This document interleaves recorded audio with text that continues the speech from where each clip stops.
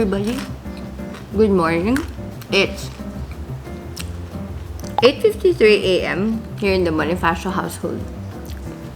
Medyo malabo pa yung paningin ko. And I'm having my chocolate sourdough toast. And today, we're gonna be talking about haters. Wow, an entire vlog dedicated to them. No, that's not right. This is a vlog dedicated to you and me. People who are hated on. I'm saying this in general because I think that ever since we entered the whole social network phase, dati kami lang yan. Pero ngayon, shared space na natin to at shared responsibility and burden na ng buong mundo. And so let's talk about it. And I want to begin with this. Why you shouldn't believe in your haters. Well, number one, you just can't please everyone. Iba-iba lang talaga ang preferences at reasoning ng mga tao. And because the internet is so random, you will surely get a variety. Vaccine or not for vaccine? Ivermectin o wag? Mataba ba ako o payat? Maganda o pangit? Mukhang bata o wow, ang bata pa rin ang itsura? Maganda magpalaki ng bata o walang kwentang ina? People's comments and bashing or even praises are not really a good place to get our self-worth kasi it's shifting sand. One day they love you, the next they hate you. Or maybe even in one post makikita mo some love it and some hate it with so much passion. You just cannot make everyone love you or hate you all at once. Number two, they don't know all of who you are. They only know you in parts. Sometimes, they only know your bad parts. So, hindi nila nakikita yung good parts mo. Sometimes naman, they only know your good parts at hindi nila nakikita lahat ng bad parts mo. And you know what makes it extra hard? All of us are good and all of us are bad at the same time. Wala namang perfectly good, wala rin namang perfectly bad. Dagdagan mo pa na ang good at bad ay nag-iiba per culture. Paano na? So many people have hate in their hearts. And sometimes it's really not about you, but a place where their hate or their anger must go. This is human brokenness at its finest. Nalagyan kasi ng lugar, nabigyan ng mic, nagkaroon ng platform.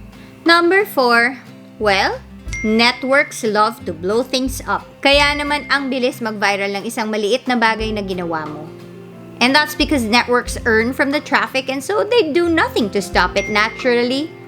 I'm saying this because I want to show you that apart from the human brokenness that tends to hate, to hurt, to be angry, and to find a place for whatever issues they have in their heart, there are other forces behind it that are fueling the fire that we are experiencing. And number 5, well, don't worry because as quickly as everything blows up is as quickly as everything blows over. Ay nako, ganyan talaga sa internet. Hate ka nila now, bukas iba na naman ang hate nila. Okay, we're almost done with our long day. Philip is going to, I'll give him instructions. Okay, so please, when you're done here, please put a date. What do you want to draw about? You know what I want to draw? Oh, to what? To Guam. To Guam. Sige. Because I'm gonna go up for a while. Okay, so repeat to me. What are you going to do, Philip? You're going to? Copy work. Keeping. Ow! And then I'll go back here when I'm done, okay? Okay. Let's go up, guys.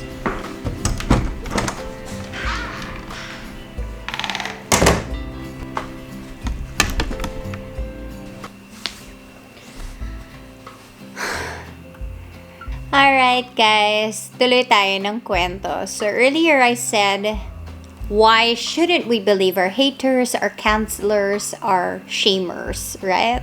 Before I proceed to the next part of this vlog, I kinda wanna just say that, I'm saying these things like what you can do, what we can do, because canceling, as much as it is, getting out of hand sometimes, is not something that we can't help.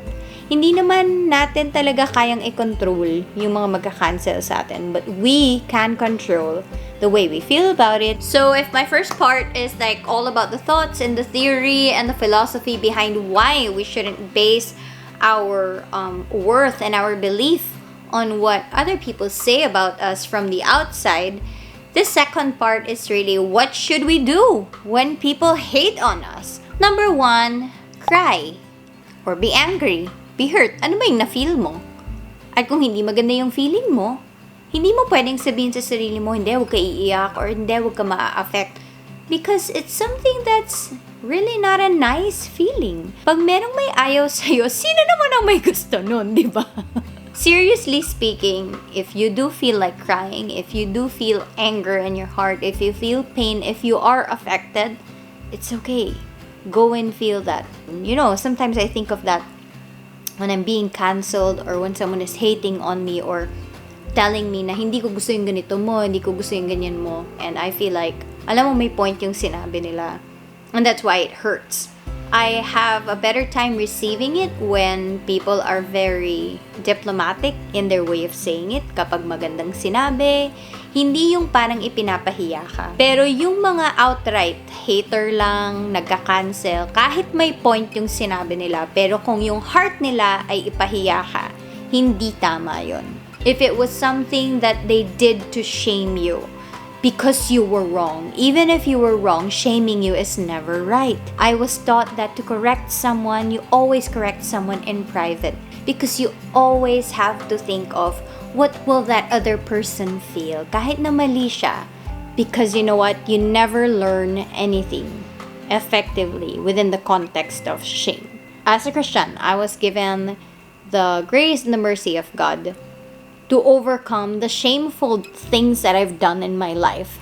And so, even if someone online has done something super wrong, I really try to not say anything and add to the shame that that person is already experiencing, because I feel like, kung ako nga nabigyan ako ng grasya ng Panginoon, ay sino ba naman ako para magpahiya ng ibang tao? Second, di ba ang sabi nila, laughter is the best medicine? Sa totoo lang, napakasakit talagang makancel. Pero minsan, ang nakakatulong sa akin ay yung pinagtatawanan ko sila. Kunwari, sinabi nilang, bababaw lang naman to. Pag sinabi nilang, pangit ako, sabihin ko, kasi ikaw, ang ganda mo ate. I don't say that to the one who commented or to the one who hated on me, but I would say that to my friends. You might think that I'm mean and all, but sometimes I feel like when you can laugh about something, it helps you get over it sooner. And yeah. So kung gusto nyong pagtawanan nyo in private, there's nothing wrong with that. If it helps you, then great. One time, somebody commented on my vlog na parang wag kang umiiyak sa vlog mo. I think this was my COVID vlog. Tapos parang sabi niya, wag kang umiiyak, pumapangit ka. Tapos sabi ko sa kanya, sinagot ko siya kasi I really couldn't resist. Not because I wanted to answer him, but because I felt like nakakatawa sobra yung answer ko na hindi naman nangaaway. Sabi ko, naku, sayang naman. Kasi tuwing umiyak ako, alam mo bang gumagwapo ka? The third thing you can do is to answer back. This is not a popular choice. A lot of people will tell you, huwag mo na sagutin yan. And honestly, I feel like that's the wisest thing to do naman talaga, na huwag mong sagutin. Pero minsan, feeling ko may place din na sumagot because it's for your own good. To feel na I can assert my own agency, that I can stand up for myself, and I can tell you to your face, well, not really to your face, just tell that person that, you may think this way, but I don't think that way, and I don't think you're correct. Not a popular choice, not something that I would highly advise, but if you do it, I am not going to say that's completely wrong. I've done it a couple of times just to say that, I I have a say in these things. Fourth thing is the most obvious and what a lot of people would always tell me, just ignore. In the beginning, hindi ako talaga ganyan. Malaki na yung pinagbago ko sa social media. Dati talagang sinasagot ko lahat. So these social media platforms, as wonderful as they are not your best friend. They don't really care what happens to you. All they care about is the traffic. Because traffic brings in money. And you know what's a big money maker for them and a big traffic bringer for them? Pag nag-aaway-away yung mga tao. I just turn off my comment section. Even if I'm not bothered by what people say about me anymore. Why will I lend my space to the traffic that these networks like at the expense of my heart? It just lends itself to the human brokenness of, just being hateful and angry and less compassionate, less understanding, less controlled. Number 5, sometimes when you get canceled, you do kind of reflect about some things and it gets you bothered about who you are. And I'm not going to blame you. Kahit na sabihin ko na don't believe in them, sometimes it just makes you think more about who you are. And so I would say, go back to your loving community. Do you have an offline community? I think that's very crucial, especially now, na meron kang mga tao sa paligid mo na totoo, na hindi mo lang kausap sa chat rooms, kung hindi, nagsha-share ng life with you right now. All I'm saying is that where is that loving community of yours? Because these are the people who will stay true to you and who will stay by your side even when you are not perfect. With a commitment to say the truth to you in love and in private, go back to this loving community. And I hope meron kayo nito. Number 6, very simply, live a vibrant life offline. This is why I did this topic while I'm doing a day in a life too. Because I want you to see that this is my life offline. Actually, I didn't capture a lot of things pa. I feel like whatever I have online does not compare to whatever I have offline. And I hope it's the same for you. Because what is a very vibrant life online? If you actually lived a very dead and empty kind of life offline. The offline matters more than the online. Guys, I love online. I love the internet age. I get all sorts of information from it and I'm super happy with the innovation that I see from it. But that doesn't compare with how much I love my life offline. I hope this helped you. And here's a PS before I go.